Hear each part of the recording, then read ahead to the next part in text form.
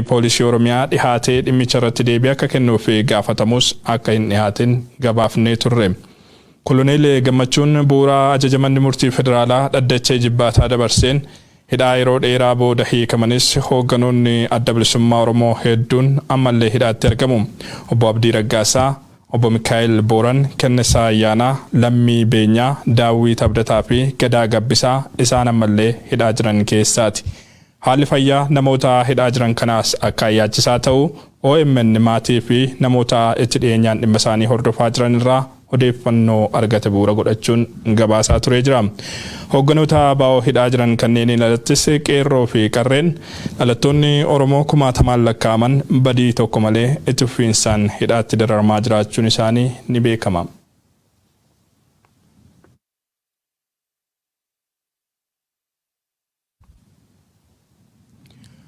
Oduu keenya itti aanuun godina Shawaa Lixaa Gindabaratitti jiraattonni gandoota Bidaaruu Gobaa fi Kaloo Badhaasaa waraanni mootummaa qe'ee keenyarraa nu buqqisaa jira jedhan. Dararaa humnoota mootummaan wal qabatee uummanni qe'ee isaarraa buqqaafame kun rakkoo hammaataaf saaxilamee jiraachuun himamee jira. Guutuun oduu kanaa itti aanee dhiyaata. Duula waraanaa riphee lolaa balleessuuf sababa jedhuun mootummaan Bilisiginnaa Oromiyaa irratti labseen iddoowwan garaagaraatti miidhaan uummata nagaa mudatu ammas itti fufeera. Godina Shawaa Lixaatti kan argaman aanaaleen Gindabaratii fi Abunaa Gindabarat iddoowwan addatti mootummaan irratti fuulleffachuun waraana lafoo hanga diroonii waraanaatti bobbaasee ittiin uummata nagaa fixaa jirudha. Dararamni kun ammas nurraa hin dhaabbanne kan jedhan jiraattonni aanaa Gindabarat gandoota Bidaaruu Gobaa fi Kaloo Badhaasaa waraanni mootummaa qe'ee keenyarraa nu buqqiseera jedhan. Yakki waraanni mootummaa uummata nagaa irratti raawwatu akkaan hammaatee uummanni qe'ee isaarra jiraachuu dadhabeeraa kan jedhan jiraataan aanichaa OMN'f yaada kennan yeroo ammaa gandoota hiraman keessaa uummanni lubbuu ofii baraarfachuuf jecha guutuutti buqqee bosonatti baqatee jiraachuun rakkoo hamaarra bu'eeraa jedhu. Hawaasni akkuma jirutti huccuu isaa gatee qabeenya manatti gatee garaatuma duwwaa akkuma gara lagaatti gara abbahaa gariin gara biyya ollaatti bakka jedhamutti buqqa'eera.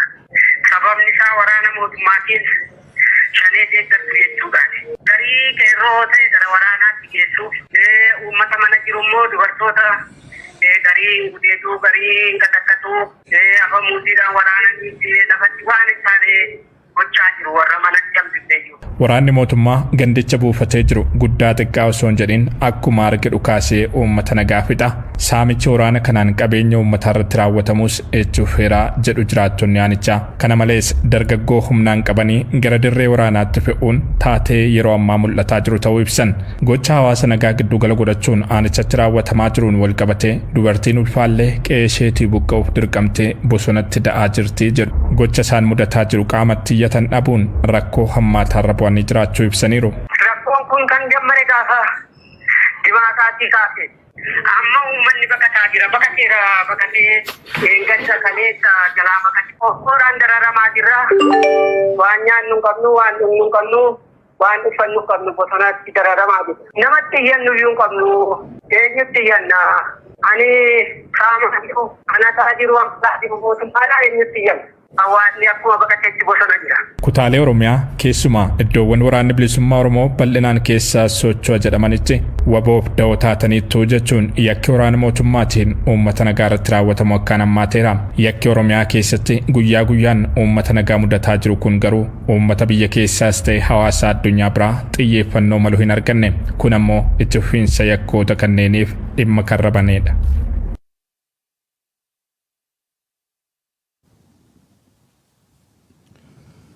Itoophiyaan sagantaa agwaa keessaa ari'amuu isheetiin Keeniyaan carraa gabaa agwaa irraa bu'aa dabalataa shilingii biiliyoona 10 yookaan doolaara Ameerikaa miiliyoona 86 argattee jedha gabaasni gaazexaa Standard Media. Akka gabaasa kanaatti Keeniyaaf kootaa Itoophiyaatu dabarfamee kenname. Galiin Keeniyaan bara darbe gabaa kanarraa argatte shilingii biiliyoona 60 hin caalu. Itoophiyaan carraa gabaa Ameerikaa kana shuuraa malee biyyoonni oomisha isaanii itti dhiyeeffatan kana keessaa kan ari'amteef sababa mootummaan biyyattii mirga namoomaa walirraa hin cinne sarbamiinsa mirgoota dhala namaa kan walirraa hin cinne raawwataa jiruuf Abrahaam Birruu bal'inaan isinitti hima. Waraana gaaga'ama guddaa Itoophiyaatti dhaqqabsiise hordofee bulchiinsi Joo Baayiden mootummaa Itoophiyaa irratti qoqqobbii gosa hedduu kaa'uunsaa ni yaadatama. Qoqqobbiiwwan kanneen keessaa qoqqobbiin dinagdee tokko yoo ta'u, carraan gabaa agawaa ka biyyooti Afrikaa Saharaa gamgadii oomisha isaanii ashuuraa malee itti dhiyeeffatan tokkodha. Baayiden sadaasa dabre koongiresii fi xalayaa barreessaniin Itoophiyaan carraa gabaa kanatti akka hin fayyadamne qoqqobanii jiru. Kan hordofee Keeniyaadhaaf kootaan oomishaa kan Itoophiyaa dabarfamee kennameefii jira. Keeniyaan hiree kanaan bu'aa doolaara miiliyoona 86 jechuunis shilingii Keeniyaa biiliyoona 10 fi miiliyoona 200 argachuu gabaafamee jira. Bara dabre Keeniyaan gabaa kanarraa bu'aan argatte shilingii biyyattii biiliyoona 60 hin caalu jedha odeessi gaazexaawwan biyyattii maxxansaa jiran. Bu'aan baranaa shilingii biiliyoona 50 dabalee jechaadha. Kanaanis Ameerikaan gabaa guddaa Keeniyaan oomishawwan ishee itti dhiyeeffattu keessaa Yugaandaa fi Neezerlaanditti aanee sadaffaa irratti akka argamtu taasisee jira. Dinagdeen Ameerikaa damdamachuu hordofee oomishni huccuu fi kophee Keeniyaa gabaa Ameerikaatti sadarkaa olaanaadhaan barbaadamaa jiru jedhamaa jira. Oomishiiwwan Itoophiyaa sababa waraanaa gabaa agwaarraa ugguramuu kan ibsan barreessituun kaabinee kadhimmoota industrializationii daldalaa fi misooma enterpiraayizoota United States adde Beetimaaniyaa bara dhufu gabaa kanatti fayyadamuuf mootummaan Itoophiyaa marii jalqabuusaa himan. Mootummaan Itoophiyaa oomishawwan gabaa kanaaf dhiyeessu parsantii 25 akka dabaluufuu carraan kennameefii ture jedhu. Bara faranjoota 2021 dabarsine keessa bu'aan gabaa agwaarraa biyyattiin argatte birrii biiliyoona 23 caalaa jedhu adde Maaniyaan. Oomishni fi bu'aan Itoophiyaan carraa gabaa agwaarraa argattu bara baraan dabalaatuma dhufe. Itoophiyaan sababa carraa gabaa agwaa keessaa hirrifamteef indaastriiwwan biyyattii carraa gabaa kana fayyadamaa turan isaan huccuu fi bu'aawwan gogaafaa oomishan balaa keessa bu'uu isaanii gabaafamaa ture jira. Sababa hanqina gabaa ekspoortii indaastriiwwan cuccufamanis baay'eedha. Carraan daldalaa ashuurarraa bilisaa African Growth and Opportunity Act agwaa jedhamu carraa daldalaa ashuurarraa bilisaa Ameerikaan biyyoota Afrikaa Saharaa gaditti argamaniif mijeessitedha.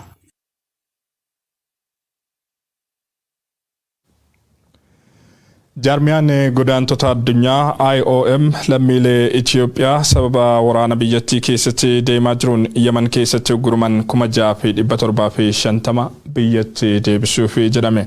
Jaarmiyaan godaantota addunyaa dhaabbata mootummoota gamtoomanii jalatti bulu kun lammiilee Itoophiyaa 600 balalii marsaa 3tiin biyyatti deebisuu himee jira. Warra kana keessaa 60 ijoollee warra irra hin jirredha. Kibba Yemen odola magaalaa Adenii fi Finfinnee gidduu sagantaawwan balalii baay'een karoorfamuu himeera dhaabbanni mootummoota gamtoomanii.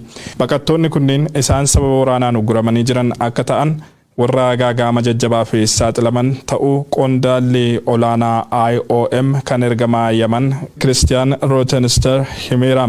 Walwaraansi Yemen keessaa godaantonni Yemen akka hin seenne godhaa jira. Godaantonni karaa Yemen qaxxaamuruun Saawudii seenanii hojii argachuu barbaadu. Hojii mana keessaa, eegumsaa fi hojiin ijaarsaa hojii godaantonni kunneen Saawudiitti hojjetanidha.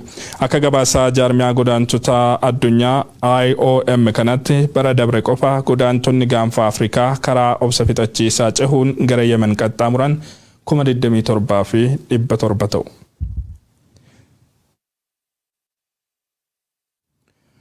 Oduudhuma walqabatuun bara 2022tti lakkoofsi buqqaatota addunyaa miiliyoona 100 caalu koomishinii olaanaan dhimma baqattootaa UNHCR mirkaneesse. Kanaaf sababni waldhabbii hokkaraa fi sarbamiinsa mirgoota namoomaa ta'uu kan dubbatu dureen koomishinichaa Filippo Grandi addunyaan saffisaan deebiin kennitu taanaan haalli jiru hammaachuu akka danda'u akeekkachiiseera. Yukireenitti aansee biyyoota akka Itoophiyaa fi Afgaanistaan keessaa namoonni hedduminaan buqqaa jiraachuutu himamee jira. Guyyoo Waariyoo guutuu oduu kanaa akka ta'anitti qindeesseera.